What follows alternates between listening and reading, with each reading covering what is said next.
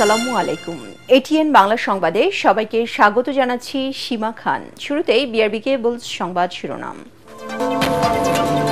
আওয়ামী লীগ নির্বাচনে অংশ নিতে পারবে না, ব্রিটিশ মন্ত্রীর সঙ্গে বৈঠকে প্রধান উপদেষ্টা। সন্ত্রাস বিরোধী আইনে দলটির কার্যক্রম স্থগিত, নিবন্ধনও বাতিল।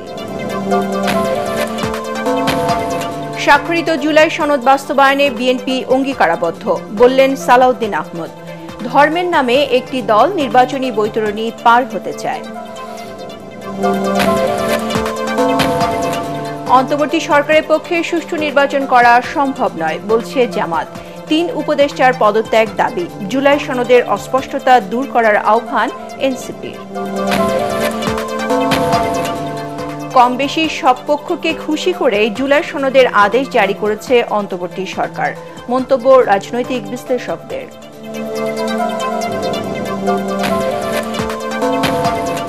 এবং ২৬ টুকরো করে লাশ গ্রামে ফেলে যাওয়া আশরাফুলের খুনিদের ধরতে পুলিশের অভিযান। পলাতক বন্ধু জরেজ মিয়া হত্যাকাণ্ডে জড়িত অভিযোগ পরিবারের। শুনছিলেন বিআরবি কেবল সংবাদ শিরোনাম। এবারে জানাবো বিস্তারিত। আগামী নির্বাচনে আওয়ামী লীগ অংশ নিতে পারবে না বলে জানিয়েছেন প্রধান উপদেষ্টা ডক্টর মোহাম্মদ ইউনূস। রাষ্ট্রীয় অতিথি ভবন যমুনায় যুক্তরাজ্যের আন্তর্জাতিক উন্নয়ন বিষয়ক মন্ত্রী ব্যারোনেস জেনি চ্যাপম্যানের সঙ্গে বৈঠকে তিনি একথা বলেন। প্রধান উপদেষ্টা জানান, সন্ত্রাস বিরোধী আইনে আওয়ামী লীগের কার্যক্রম স্থগিত ও নির্বাচন কমিশন নিবন্ধিত রাজনৈতিক দলগুলোর তালিকা থেকে বাদ দেয়ায় দলটি নির্বাচনে অংশ নিতে পারবে না। আগামী জাতীয় নির্বাচন অবাধ, সুষ্ঠু এবং অন্তর্ভুক্তিমূলক হবে বলেও আশা প্রকাশ করেন তিনি। ডক্টর ইউনূস আরও বলেন, নির্বাচন ঘোষিত সময় অনুযায়ী ফেব্রুয়ারির প্রথমার্ধেই হবে। তার দাবি, এবারের ভোট অংশগ্রহণমূলক এবং ভোটার উপস্থিতিও বাড়বে। রাজনৈতিক দলগুলোর ঐক্যমত্যের ভিত্তিতে স্বাক্ষরিত জুলাই সনদ বাস্তবায়নে বিএনপি অঙ্গীকারাবদ্ধ বলে জানিয়েছেন দলটির স্থায়ী কমিটির সদস্য সালাউদ্দিন আহমদ। এর বাইরে জবরদস্তিমূলক বা চাপিয়ে দেওয়া কোনো কিছু জনগণের কাছে গ্রহণযোগ্য হবে না বলে দাবি করেন তিনি। রাজধানীতে নারী সমাবেশে সালাউদ্দিন আহমদ বলেন, গণভোটের মাধ্যমে আইন প্রণয়ন বা সংবিধান সংশোধন হবে না, সেই ক্ষমতা একমাত্র জাতীয় সংসদের। একটি দল ধর্মের নামে জাতীয় নির্বাচনী বৈতরণী পার হতে চায় বলেও অভিযোগ করেন তিনি। মইনুল হাসান জানাচ্ছেন বিস্তারিত। দেশের বিভিন্ন স্থানে নারীর উপর ক্রমবর্ধমান সহিংসতা ও হেনস্থার নানা ঘটনার প্রতিবাদ জানাতে রাজধানীর শাহবাগে মিছিল সমাবেশের আয়োজন করে নারী ও শিশু অধিকার ফোরাম। নারী নেত্রীরা বলেন, বাংলাদেশের অগ্রগতি উন্নয়নের প্রতিটি ক্ষেত্রে নারী সমাজ মেধা যোগ্যতা দিয়ে গুরুত্বপূর্ণ অবদান রেখে চলেছেন। রাজশাহীতে এক নারী নেত্রীকে নির্যাতনের ঘটনা উল্লেখ করে তীব্র ক্ষোভ প্রকাশ করে বক্তারা বলেন, নারী সমাজ আজ নানাভাবে নিগৃহীত, নির্যাতন ও বৈষম্যের শিকার। ৩ মাসের মধ্যে ৬৬ জন কন্যা সন্তান ধর্ষিত হয়েছে। বিএনপি স্থায়ী কমিটির সদস্য সালাউদ্দিন আহমদ বলেন, একটি রাজনৈতিক দল কর্মঘণ্টা কমিয়ে দেওয়ার নামে নারী সমাজকে ঘরে বন্দি করে অন্ধকারের দিকে ঠেলে দিয়ে বাংলাদেশের অগ্রগতিকে থামিয়ে দিতে চায়। যারা ধর্মের নামে ব্যবসা করে, রাজনীতির ব্যবসা করে এবং বিভিন্ন রকমের জান্নাতের টিকিট বিক্রি করে রাজনীতি করতে চায়, ভোটের বৈতরণী পার হতে চায়, তাদের হাতে আজকে নারীরা নির্যাতিত হচ্ছে। তারা চায় যেন এই দেশের নারীরা অন্দরমহলে বন্দী থাকে, যেন বাংলাদেশের অর্ধেক জনসমষ্টি অন্ধকারে থাকে এবং নারীর অগ্রগতি প্রগতি না হয়। সেজন্য তারা বলছে কর্মঘণ্টা কমিয়ে দিতে হবে। তিনি বলেন, বাংলাদেশের ধর্ম বর্ণের নামে কোনো বিভাজন থাকবে না, দেশের নাগরিক সবাই সমান অধিকার নিয়ে বসবাস করবে। আমাদের একটাই পরিচয় হবে, আমরা বাংলাদেশের নাগরিক। এখানে কেউ ধর্মীয় পরিচয়ে সংখ্যালঘু থাকবে না, এখানে কোনো সংস্কৃতির ভিত্তিতে বিভাজন থাকবে না। জুলাই জাতীয় সনদ বাস্তবায়ন আদেশ নিয়ে দলের অবস্থান জানাতে গিয়ে সালাউদ্দিন আহমদ বলেন, কোনোভাবেই জাতীয় সংসদের সার্বভৌম ক্ষমতা ক্ষুণ্ণ করা যাবে না। জুলাই জাতীয় সনদ যেভাবে রচিত হয়েছে, প্রণীত হয়েছে, স্বাক্ষরিত হয়েছে, সেই জাতীয় সনদ আমরা অক্ষরে অক্ষরে প্রতিপালন করার জন্য অঙ্গীকারাবদ্ধ।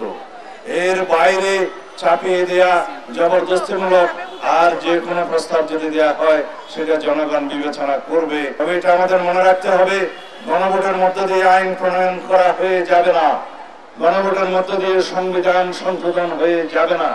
তার জন্য অবশ্যই জাতীয় সংসদ গঠিত হতে হবে। পরে শাহবাগ থেকে শুরু হয় মৌন মিছিল। মিছিল থেকে নারীর উপর সহিংসতা প্রতিরোধে সরকারের ব্যর্থতায় ক্ষোভ জানানো হয়। কেন্দ্রীয় শহীদ মিনারে গিয়ে শেষ হয় কর্মসূচি। মইনুল হাসান, এটিএন বাংলা, ঢাকা। অন্তর্বর্তী সরকারের পক্ষে সুষ্ঠু নির্বাচন আয়োজন সম্ভব নয় বলে মন্তব্য করেছেন জামায়াত ইসলামীর নায়েবে আমির ডাক্তার আব্দুল্লাহ মোহাম্মদ তাহের। মগবাজারে আলফালা মিলনায়তনে আয়োজিত সমমনা ইসলামী ৮ দলের যৌথ সংবাদ সম্মেলনে তিনি বলেন, সরকার না বুঝে একটি বড় দলের ফাঁদে পা দিয়েছে। তাদের স্বার্থে রাষ্ট্র সংস্কারে ব্যাপক পরিবর্তন আনা হয়েছে। তার দাবি, জাতীয় নির্বাচন ও গণভোট একই দিনে হলে গণভোটের গুরুত্ব কমে যাবে। আরও জানাচ্ছেন হুমায়ুন চিশতি। জুলাই সনদ বাস্তবায়ন আদেশ, জাতীয় নির্বাচন ও গণভোট নিয়ে জাতির উদ্দেশ্যে প্রধান উপদেষ্টার ভাষণের প্রতিক্রিয়া জানাতে সংবাদ সম্মেলন করে জামায়াতে ইসলামী সহ ৮ দল। জামায়াতের নায়েবে আমির ডাক্তার আব্দুল্লাহ মোহাম্মদ তাহের বলেন, একটি বড় রাজনৈতিক দল ঐকমত্য কমিশনে আলোচনার শুরু থেকেই সংস্কারের বিরুদ্ধে অবস্থান নেয়। তাদের স্বার্থ রক্ষার জন্যই সংস্কারে কাটছাঁট করা হয়েছে। জনগণের স্বার্থ নয়, একটি বিশেষ দলের স্বার্থেই অনেক পরিবর্তনের তার ভাষণ দিয়েছেন। আজকে জাতির কাছে এটা প্রতিমান হয় যে এই সরকার এখন আর নিরপেক্ষ সরকার নয়।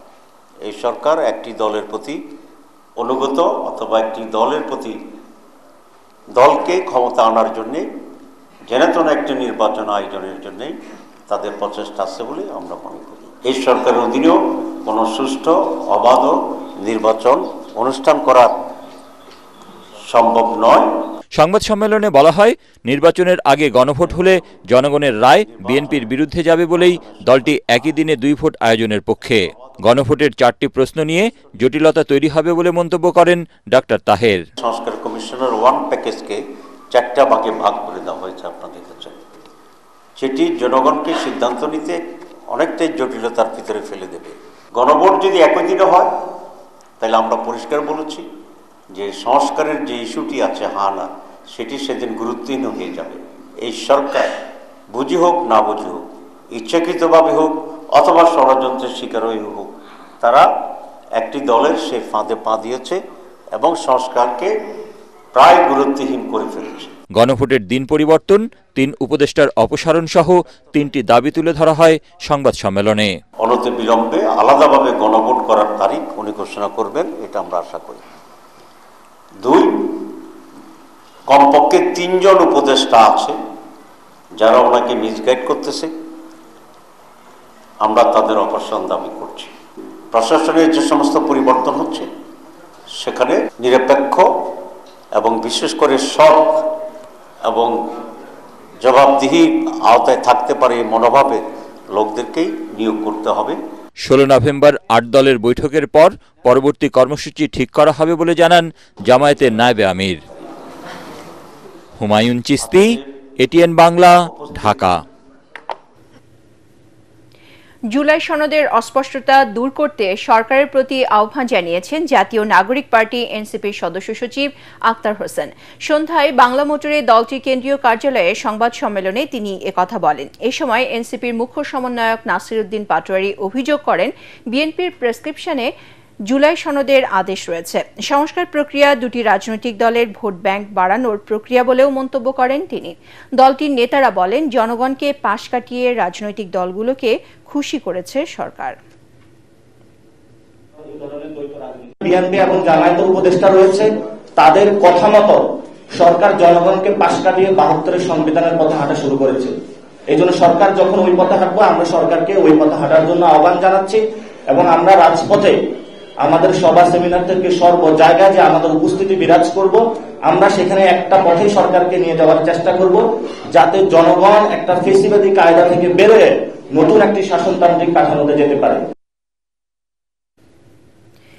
একই দিনে জাতীয় নির্বাচন ও গণভোটের ঘোষণায় জনগণ হতাশ হয়েছে বলে মন্তব্য করেছেন ইসলামী আন্দোলনের আমির মুফতি সৈয়দ মোহাম্মদ রেজাউল করিম। দুপুরে চাঁদপুর সরকারি কলেজ মাঠে দলীয় নির্বাচনী প্রশিক্ষণ কর্মশালায় অংশ নিয়ে সাংবাদিকদের তিনি একথা বলেন। এ সময় দলটির আমির আরও বলেন, ২৪-এর গণ অভ্যুত্থানের মধ্য দিয়ে দেশে নির্বাচনের সুন্দর পরিবেশ তৈরি হয়েছিল, কিন্তু মৌলিক সংস্কার ও জুলাই গণহত্যার বিচারে গুরুত্ব না দিয়ে অন্তর্বর্তী সরকার একটা বিশেষ দলের দাবিতে নির্বাচনের ঘোষণা দিয়েছে। জনগণ সহ সকলের কিন্তু দাবি ছিল যে জুলাই সনদের ভিত্তিটা আগে তৈরি হবে, এরপর জাতীয় নির্বাচন হবে। যেহেতু সরকার এখানে যেদিন নির্বাচন সেদিন গণভোটের কথা বলেছে, আর অন্য যেগুলো আমরা দাবি করেছিলাম, যেমন নাকি জুলাই সনদের স্বীকৃতি সেটা বাস্তবে সেটা ঘোষণা করেছে, তারপরে আরপিওটাও ঘোষণা করেছে, এটা আমাদের ভালো দিক। তারপরে আমরা পর্যালোচনা আলোচনা করার পরে আমরা দেখব যে পরবর্তীতে আমরা কি কর্মসূচি নিতে পারি, কিন্তু এটা জাতি হতাশ হয়েছে। কম বেশি সব পক্ষকে তুষ্ট করে জুলাই সনদের আদেশ জারি করেছে সরকার, এমন অভিমত জানিয়ে রাজনৈতিক বিশ্লেষকরা বলছেন, আদেশের পর মতভিন্নতা ছাপিয়ে ফেব্রুয়ারি নির্বাচনে অংশ নিতে এক মেরুতে এসেছে সব দল। ডাকসুর সাবেক জিএস ও জাসদ নেতা ডাক্তার মুশতাক হোসেন বলেন, কিছু কিছু ক্ষেত্রে রাজনৈতিক দলগুলোর মুখোমুখি অবস্থান গণতান্ত্রিক চর্চারই বহিঃপ্রকাশ। মিজান শাহজাহানের রিপোর্ট।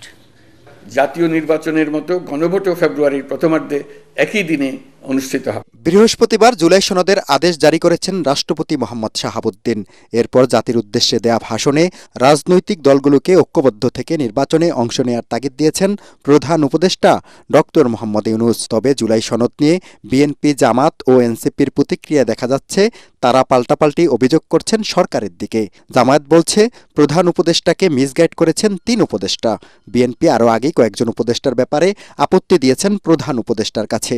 এ অবস্থায় রাজনৈতিক বিশ্লেষক ও কলামিস্ট সোহরাব হাসান বলেন, এ বিরোধের মূলে রয়েছে আস্থার সংকট। উপদেষ্টা যে ভাষণ দিয়েছেন তাতে কিন্তু একটা ভারসাম্য রক্ষার চেষ্টা আছে, কিন্তু আমরা দেখলাম যে রাজনৈতিক দলগুলো প্রধান উপদেষ্টার ভাষণের পরেও একে অপরের বিরুদ্ধে পাল্টা অভিযোগ করেছে। সমস্যা ক্ষমতার অংশীদার কে হবে, ক্ষমতার ভাগিদার কে হবে। কিন্তু গণতন্ত্র কাজ করে পারস্পরিক আস্থার উপর।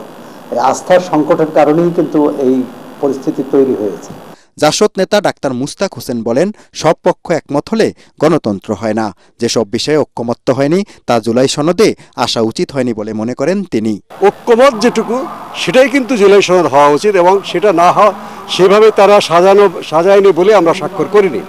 এবং গণভোট যদিও কোনো প্রয়োজন নাই, জাতীয় সংসদে যদি সংবিধানের গুরুত্বপূর্ণ বিষয়ে সংশোধনী বা সংস্কার হয়, তারপরে গণভোটের একটা বিধান ছিল যেটা আওয়ামী লীগ সরকার বাতিল করেছে, সেটা আবার হয়তো পুনঃস্থাপিত হতে যাচ্ছে আদালতের মাধ্যমে। তারা বলেন, রাজনৈতিক মতপার্থক্য থাকলেও সব দলই ফেব্রুয়ারিতে নির্বাচনে যাবে। রাজনৈতিক দলগুলো দর কষাকষি করছে, সরকারকে চাপ দিচ্ছে নিজের পক্ষে সুবিধা নেওয়ার জন্য। বিএনপি মনে করে যে জনগণ তার পক্ষে রায় দেবে, জামাত ইসলামী যদি মনে করে যে তার পক্ষে রায় দেবে। উভয়ের উচিত জনগণের কাছে যাওয়া, জনগণ যে সিদ্ধান্ত নেবে সেটা মেনে নেওয়া। মুখোমুখি রাজনীতিতে দ্বিমত হতে পারে, যে জামাত ইসলামী একটা চাচ্ছে, বিএনপি একটা চাচ্ছে, তো সেটা যেন শান্তিপূর্ণভাবে সমাধান হয়, তার জন্য জাতীয় সংসদ নির্বাচন অত্যন্ত প্রয়োজন। তবে যার যার মত বলতেই পারে, নিশ্চয়ই সাংবাদিক সম্মেলনে বা অন্য জায়গায় তারা বলবে, কিন্তু আমাদেরকে এই মুহূর্তে জাতীয় সংসদ নির্বাচন ছাড়া এগুলো সমাধান করার কিন্তু রাস্তা নেই। তবে চলমান মতপার্থক্য সাংঘর্ষিক অবস্থায় চলে গেলে পরিণতি ভয়াবহ হওয়ার আশঙ্কা উড়িয়ে দিচ্ছেন না রাজনৈতিক বিশ্লেষকরা। সরকারকে চাপ দিচ্ছে। মিজান শাহজাহান, এটিএন বাংলা, ঢাকা। মানিকগঞ্জে সড়কের পাশে রাখা একটি স্কুল বাসে আগুন দিয়েছে দুর্বৃত্তরা। এ ঘটনায় বাসের ভেতর ঘুমিয়ে থাকা চালক তাবেজ খান গুরুতর দগ্ধ হন। আশঙ্কাজনক অবস্থায় তাকে জাতীয় বার্ন ও প্লাস্টিক সার্জারি ইনস্টিটিউটে নেওয়া হয়েছে। গত রাত 1টার দিকে ঢাকা আরিচা মহাসড়কের শিবালয়ের ফলসাটিয়া এলাকায় এই ঘটনা ঘটে। এদিকে সাভারের আশুলিয়ায় সড়কে পার্কিং করা একটি পিকআপে আগুন দিয়েছে দুর্বৃত্তরা। ভোর 4:30টার দিকে বাইপাইল আবদুল্লাপুর সড়কের আশুলিয়া সরকার মার্কেট এলাকায় এই ঘটনা ঘটে।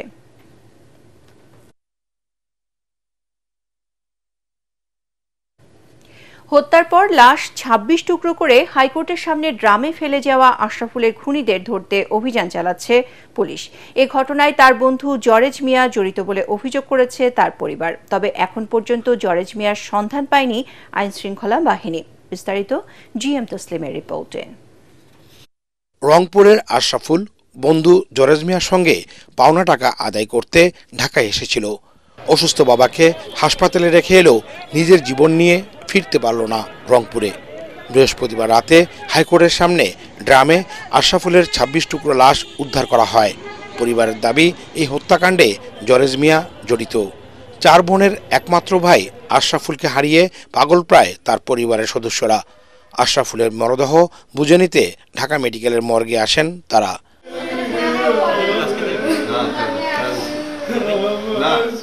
স্বজনরা জানান, রংপুরের বদরগঞ্জ উপজেলার নয়াপাড়া গ্রামের বাড়ি থেকে ব্যবসার কথা বলে বন্ধু জরেজ মিয়ার সাথে ঢাকায় আসেন আশরাফুল। তার এমন করুণ পরিণতি কোনোভাবেই মেনে নিতে পারছেন না তারা। আমার ভাই শাস্তি যারা দিয়েছে তাদের ফাঁসি চাই আমি। আল্লাহ আল্লাহ বিচার করো আল্লাহ আল্লাহ। আমরা জানিও না যে কি জন্য হত্যা হয়েছে এই বিষয়, কিন্তু জারেজ ভাই সম্ভবত বিষয়টা জানতে চায়।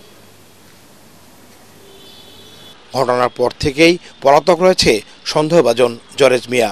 এই ঘটনায় রাজধানীর শাহবাগ থানায় অজ্ঞাতনামাদের আসামি করে মামলা করেছে আশরাফুলের পরিবার।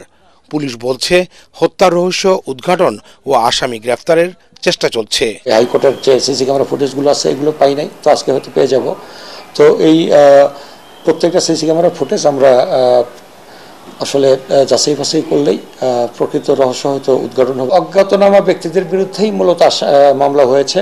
এখন তাদের যেসব সন্দেহ থাকবে আমরা প্রত্যেকটা জিনিসে যাচাই বাছাই করব। ভারত ও মিয়ানমার থেকে পেঁয়াজ ও আলু আমদানির ব্যবসা করতেন নিহত আশরাফুল। GM Taslim, ATN Bangla, Dhaka. আগামী ডিসেম্বরের মধ্যে সরকারকে নির্বাচনী তফসিল ঘোষণা করার আহ্বান জানিয়েছেন বিএনপির কেন্দ্রীয় নেতা ও নাটোর ২ আসনে দলের মনোনীত প্রার্থী রুহুল কুদ্দুস তালুকদার দুলু। তিনি বলেন, এই নির্বাচনের জন্য দেশের মানুষ গত ২০ বছর ধরে অপেক্ষা করছে, তাই মানুষের অপেক্ষা আর সহ্য হচ্ছে না। নাটোর সদর উপজেলার হরিশপুর তেঘরিয়া কদমতলী বাজার প্রাঙ্গণে উঠান বৈঠকে দুলু এসব কথা বলেন। জাতির উদ্দেশ্যে ভাষণে আগামী ফেব্রুয়ারির প্রথমার্ধে নির্বাচনের ঘোষণা দেয়ায় প্রধান উপদেষ্টাকে ধন্যবাদ জানিয়ে বিএনপির সাবেক এই উপমন্ত্রী বলেন, নির্বাচন হবে বললেই হবে না, নির্বাচনের তারিখ ঘোষণা করতে হবে। সরকারের কাছে আমাদের আহ্বান, আগামী ডিসেম্বর মাসের মধ্যে আপনারা নির্বাচনের তারিখ ঘোষণা করবেন। কারণ মানুষ আর রায় মানছে না, মানুষ আর অপেক্ষা মানছে না। এই নির্বাচনের জন্য আজকে 20-22টা বছর মানুষ অপেক্ষা করে বসে আছে। এই নির্বাচনের জন্য নির্বাচনী তফসিল শিডিউল ঘোষণা করে দেয়, তবে মানুষের কষ্টে লাঘব হবে। নারায়ণগঞ্জের শহীদনগর যেন বর্জ্যের নগরী। সিটি কর্পোরেশনের সুবিধা বঞ্চিত এই এলাকায় মরার উপর খাড়ার ঘা এই ময়লার ভাগাড়। ৮ বছর ধরে এলাকাটি ডাম্পিং জোন হিসেবে ব্যবহার হয় দিন দিন বিষাক্ত হয়ে উঠছে এলাকার পরিবেশ। এতে শ্বাসকষ্ট সহ নানা রোগে ভুগছেন স্থানীয় বাসিন্দারা। সিটি কর্পোরেশনের কাছে বারবার আবেদন করেও মেলেনি প্রতিকার। নারায়ণগঞ্জ থেকে আব্দুল সালামের পাঠানো তথ্য ছবিতে আরও জানাচ্ছেন ফারহিন ইসলাম টুম্পা। সিটি কর্পোরেশনের 18 নম্বর ওয়ার্ডের শহীদনগর, যেখানে বাতাসে বর্জ্যের বিষাক্ত গন্ধের সাথে প্রতিনিয়ত টিকে থাকার লড়াই স্থানীয়দের। বছরের পর বছর ময়লার স্তূপ আর বিষাক্ত পরিবেশের মধ্যেই বেঁচে থাকতে বাধ্য হচ্ছেন তারা। এলাকার আবাদি জমি এখন দূষণে নষ্ট, চাষ অনুপযোগী। 2017 সাল থেকে ময়লার ডাম্পিং জোন হিসেবে ব্যবহৃত হচ্ছে এই এলাকা। এলাকাবাসীর অভিযোগ, বারবার আপত্তি জানিয়ে সিটি কর্পোরেশন এবং জেলা প্রশাসক বরাবর চিঠি দেয়া হলেও মেলেনি প্রতিকার। শহীদনগর, আলামিননগর, ডিয়ারা এই 3 এলাকার একটি বৃহৎ সমস্যা, একটি বিস্ফোরা বলা যায়। আমাদের যে ছোট ছোট বাচ্চারা আগে এখানে খেলাধুলা করতে পারতো, সেটা তো বন্ধ হয়েছেই। এখন এই ময়লা থাকার কারণে এখানে যে পরিমাণ ভাইরাস এবং ডেঙ্গু মশার ছয়লাভ এখান থেকে হচ্ছে, এর দ্বারাতে এই এলাকার অত্র এলাকার মানুষ নানানভাবে আক্রান্ত হচ্ছে। এই নদীটাকে ময়লা দিয়ে ভরাট করা হয়েছে, এখন এই নদীটা ভরাট হয়ে যাওয়ার কারণে চারিদিকে জলাবদ্ধতা সৃষ্টি হয়েছে। ময়লা পানির জন্য আমাদের এখানে ডেঙ্গু, চিকুনগুনিয়া নানান ধরনের সমস্যা রোগবালাই হইতেছে। এলাকাটি পরিদর্শনে সার্ভে টিম পাঠানো হয়েছে জানিয়ে পরিবেশ ও জনস্বাস্থ্যের ক্ষতি রোধে ব্যবস্থা নেওয়ার আশ্বাস সিটি কর্পোরেশনের। ডাম্পিংটা ছিল আমাদের এলাকার মানুষের অভিযোগের পরিপ্রেক্ষিতে সেটা বন্ধ করে দিয়েছি। এখন ওইখানকার জনসাধারণ আমাদের সঙ্গে দেখা করেছিলেন, তাদের যে ইস্যু সেটা হচ্ছে যে জায়গাটা সেটা ময়লায় কিছুটা উঁচু হয়ে আছে, সেটা যদি আমরা ড্রেসিং করে খেলার উপযোগী করে দিই তাহলে ওইখানকার যুবক যারা আছে তারা খেলাধুলা করতে পারবে। তো আমরা ইতিমধ্যে আমাদের এখান থেকে অফিসারকে পাঠিয়েছি ওনাদের সঙ্গে, সে দেখে এসে আমাদেরকে রিপোর্ট করবে এবং সেই রিপোর্টের ভিত্তিতে দ্রুততম সময়ে যা করার সেটা সিটি কর্পোরেশনের পক্ষ থেকে করা হবে। শীতলক্ষার শাখাখালের পাড়ের শহীদনগরের প্রাকৃতিক পরিবেশ রক্ষা করে জনদুর্ভোগ লাঘবে কার্যকর উদ্যোগ নেয়ার দাবি এলাকাবাসীর। Bureau report, ATN Bangla. এবার অর্থ সংবাদ।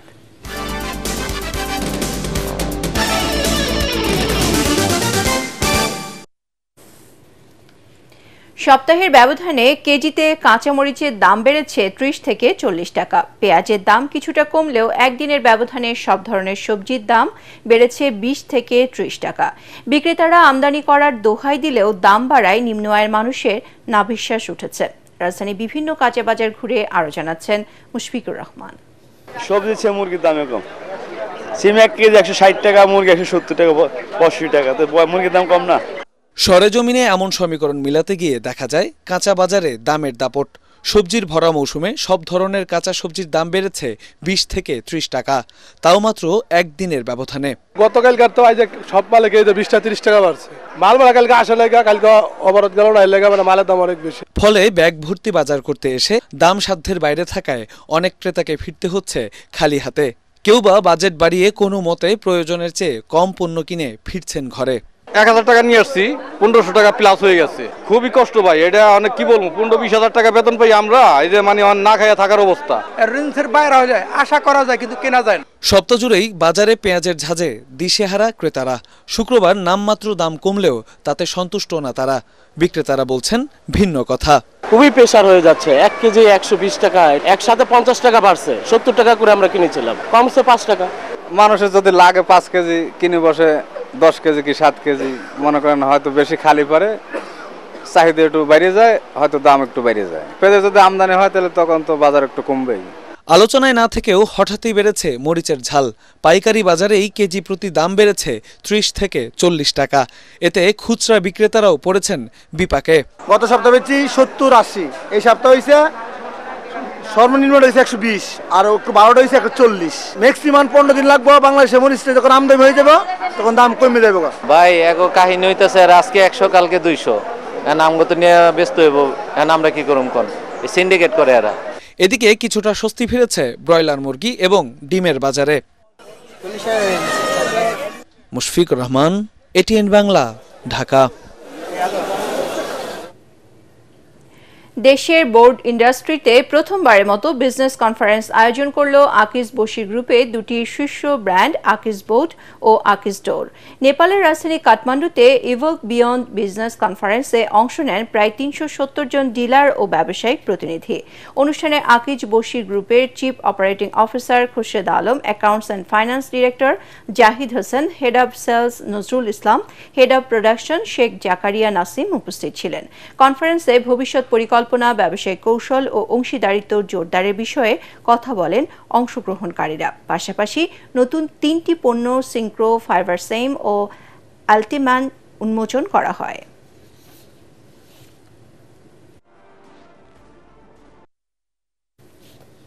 সন্ধানী লাইফ ইন্স্যুরেন্স আন্তর্জাতিক সংবাদ।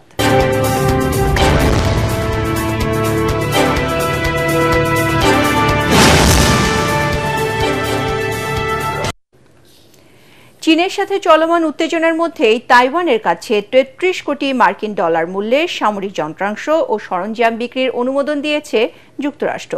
চীনের অব্যাহত সামরিক চাপের মুখে আরও আগেই তাইওয়ানের প্রেসিডেন্ট লাই চিংতের সরকার প্রতিরক্ষা ব্যয় বাড়ানোর কথা বলে আসছিল। অস্ত্র বিক্রির সিদ্ধান্তে ক্ষোভ জানিয়েছে চীনের পররাষ্ট্র মন্ত্রণালয়। সার্বভৌমত্ব, ভৌগোলিক অখণ্ডতা ও নিরাপত্তা রক্ষায় প্রয়োজনীয় সব পদক্ষেপ নেওয়ার কথাও জানিয়েছে বেইজিং। মার্কিন প্রেসিডেন্ট ডোনাল্ড ট্রাম্প দ্বিতীয় মেয়াদে ক্ষমতায় আসার পর এই প্রথম তাইওয়ানের কাছে সামরিক যন্ত্রাংশ বিক্রির অনুমোদন দেয়া হলো। ওয়াশিংটন আনুষ্ঠানিকভাবে তাইওয়ানকে স্বাধীন রাষ্ট্র হিসেবে স্বীকৃতি না দিলেও দেশটিতে সবচেয়ে বেশি অস্ত্র সরবরাহ করে আসছে যুক্তরাষ্ট্র। আবুল খায়ের গ্রুপের আয়োজনে বরিশালের কাউনিয়া মাধ্যমিক বিদ্যালয়ে অনুষ্ঠিত হল মার্কস অলরাউন্ডার আঞ্চলিক পর্বের প্রতিযোগিতা। প্রতিভা যাচাইয়ে শিশু কিশোরদের সবচেয়ে বড় এই প্রতিযোগিতার উদ্বোধন করেন কাউনিয়া সরকারি মাধ্যমিক বিদ্যালয়ের প্রধান শিক্ষক কামরুল হাসান চৌধুরী।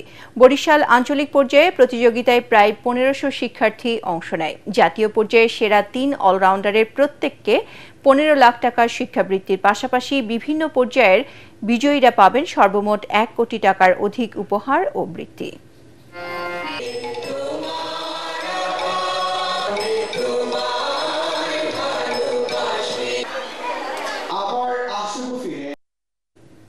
এবারে খেলার খবর।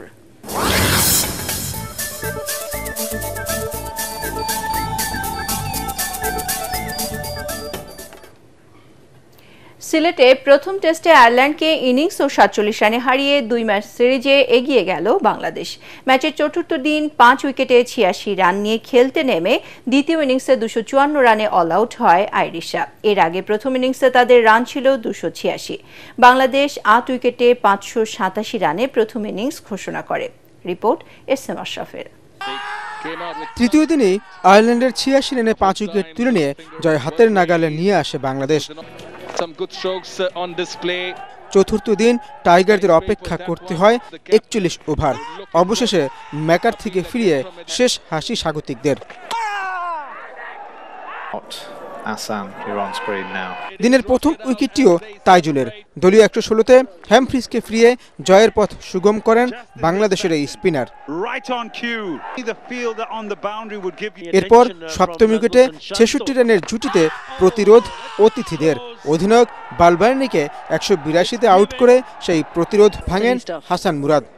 গলার কাঁটা হয়ে থাকা হাফ সেঞ্চুরির তুলনায় এন্ডি ম্যাকব্রাইনকে 198-তে নাহিদ রানা প্যাভিলিয়নে ফেরালে ইনিংস পরাজয় সময়ের ব্যাপার হয়ে দাঁড়ায়। কিন্তু নবম উইকেটে 54 রান যোগ করে আশা দেখান জর্ডান নেল আর বেরি ম্যাকার্থি। অবশেষে নাহিদের ঘূর্ণিতে ব্যক্তিগত 36-এ আউট হন নেল। এরপর মাত্র 2 রান যোগ করেই গুটিয়ে যায় সফরকারীদের ইনিংস। 4 উইকেট নেন অভিষিক্ত হাসান মুরাদ। সংবাদ শেষ করার আগে বিআরবি কেবল শিরোনামগুলো আরো একবার। আওয়ামী লীগ নির্বাচনে অংশ নিতে পারবে না, ব্রিটিশ মন্ত্রীর সঙ্গে বৈঠকে প্রধান উপদেষ্টা। সন্ত্রাস বিরোধী আইনে দলটির কার্যক্রম স্থগিত, নিবন্ধনও বাতিল। স্বাক্ষরিত জুলাই সনদ বাস্তবায়নে বিএনপি অঙ্গীকারাবদ্ধ, বললেন সালাউদ্দিন আহমদ। ধর্মের নামে একটি দল নির্বাচনী বৈতরণী পার হতে চায়। অন্তর্বর্তী সরকারের পক্ষে সুষ্ঠু নির্বাচন করা সম্ভব নয়, বলছে জামাত। 3 উপদেষ্টার পদত্যাগ দাবি। জুলাই সনদের অস্পষ্টতা দূর করার আহ্বান এনসিপির। কম বেশি সব পক্ষকে খুশি করেই জুলাই সনদের আদেশ জারি করেছে অন্তর্বর্তী সরকার, মন্তব্য রাজনৈতিক বিশ্লেষকদের।